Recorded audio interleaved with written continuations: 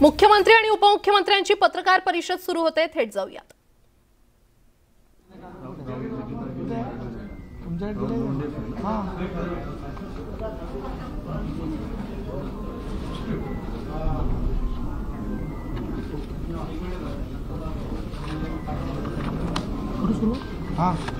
सुरू का?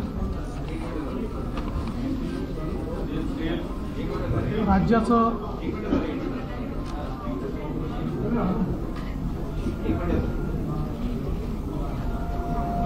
तुम्ही रेडी म्हटलं की सुरू करा।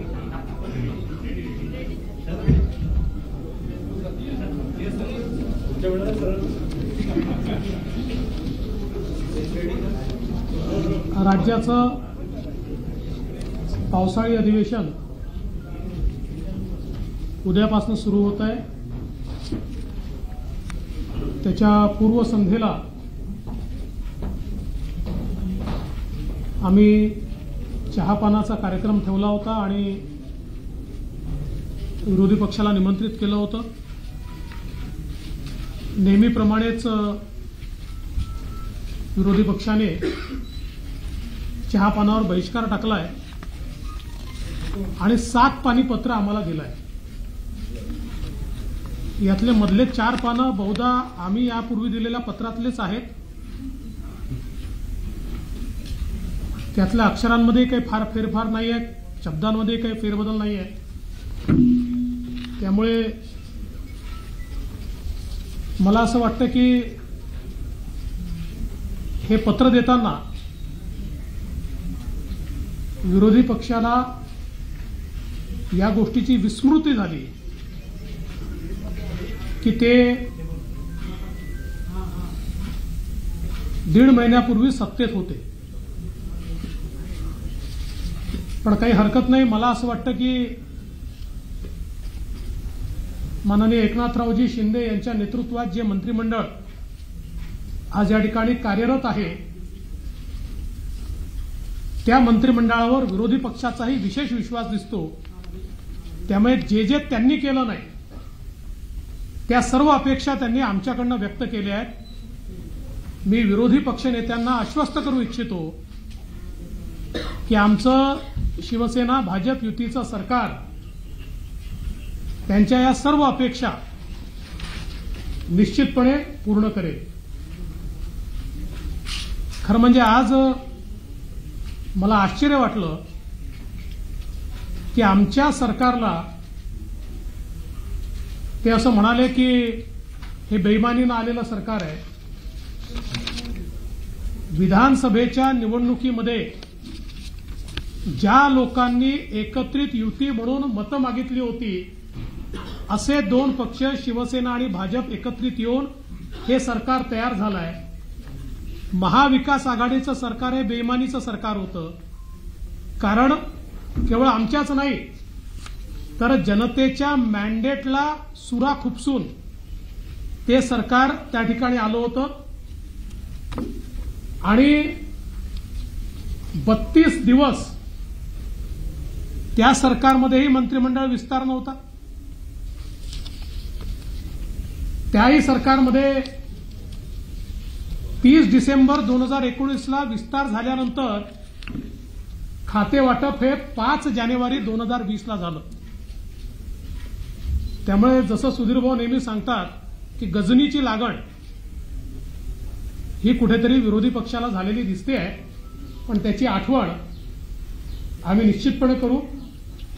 आणि आमच्या सरकारची चिंता करण्यापेक्षा त्यांनी विरोधकाच्या एकजुटीची चिंता केली पाहिजे। कारण नुकतेच ते विरोधात गेल्यानंतर 3 पक्षांच्या 3 दिशा पाहायला मिळत आहेत आणि विरोधी पक्षनेता आम्हाला न विचारता केला, याच्यावर काँग्रेसने ऑलरेडी ऑब्जेक्शन घेतलं आहे। हे आपण सगळ्यांनी या ठिकाणी निश्चितपणे बघितलेलं आहे। खरं तर मला असं वाटतं की साहेबांचा फोन झाला की सुरू करतो।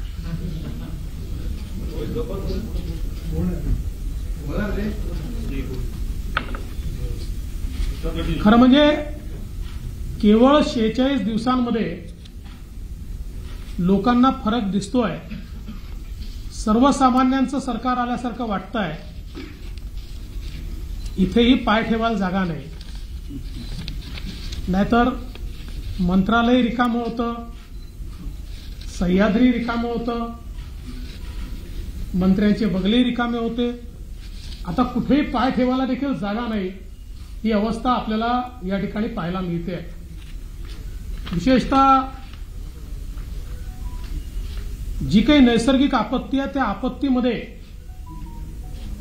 सरकार लोकांपर्यंत गेलाय. माननीय मुख्यमंत्री गेले आहेत, मी गेलो आहे, सगळे लोक आमचे हे मैदानात आहे. आणि आज जे काही विरोधी पक्षनेते म्हणाले की आम्हीच मदत जास्ती केली होती, मुख्यमंत्री महोदय त्याही संदर्भात आपल्याला माहिती देतील. म्हणजे मग कोणी किती मदत केली हे लक्षात येईल. पण एक गोष्ट निश्चितपणे सांगतो, मागच्याही काळामध्ये मी स्वतः सभागृहात बोलून दाखवलं होतं, कुठल्याही नैसर्गिक आपत्तीत मागच्या सरकारनं घोषित केलेली मदत आणि मिळालेली मदत याच्यामध्ये किमान 9 महिन्याचं अंतर होतं. 9 महिन्याचं. 9 महिने शेतकऱ्यांना मागच्या सरकारने, महाविकास आघाडीच्या सरकारने मदत केली नाही.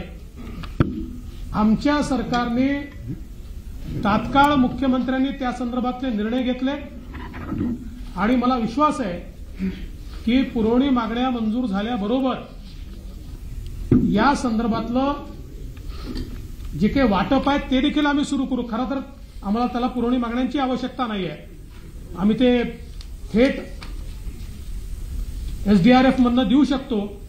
पण जवळजवळ 95% आमचे पंचनामे पूर्ण झाले आहेत. 5% पंचनामे हे आता होत आहे. काही ठिकाणी तिथल्या स्थानिक लोकप्रतिनिधींनी काही तक्रारी केल्या आहेत की आमच्याकडचे पंचनामे योग्य झाले नाही आहेत, त्यामुळे त्याची सुधारणा करायला सांगितलं आहे. आणि म्हणून लवकरच थेट शेतकऱ्याच्या खात्यामध्ये हा पैसा या ठिकाणी निश्चितपणे जमा होईल, हा विश्वास देखील मी या निमित्ताने व्यक्त करतो. आणि वेगवेगळ्या प्रकारचे जे काही निर्णय घेतले आहेत, खरं म्हणजे आम्ही कुठल्याही याला स्थगिती दिलेली नाही. आम्ही पुनरावलोकन करतो. आणि ते का करतो? जाता जाता 100 रुपयाची जिथे तरतूद आहे तिथे 500 रुपये जर वाटून टाकले तर त्याचं पुनरावलोकन करावंच लागेल. कारण ते कसे खर्च होतील हेही आपल्याला माहिती आहे, त्याचा काय परिणाम होईल हेही आपल्याला माहिती आहे, आणि त्याचा बजेटवर काय परिणाम होईल हेही आपल्याला माहिती आहे. आणि म्हणून हे पुनरावलोकन आम्ही करतो. आणि जिथे आवश्यक आहे तात्काळ मुख्यमंत्री महोदयांनी त्याला मान्यता दिली. त्यामुळे कुठल्या पक्षाचं सरकार होतं, कोणाचं सरकार होतं याचा विचार न करता जे जनतेच्या हिताचं आहे त्या जनतेच्या हिताच्या सगळ्या गोष्टी या ठिकाणी हे सरकार पूर्ण करते.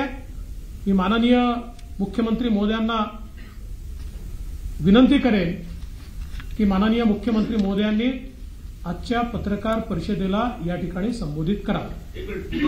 केल्यानंतर आधी होतं ना. सांगाल जरा, हा जरूर सांगतो.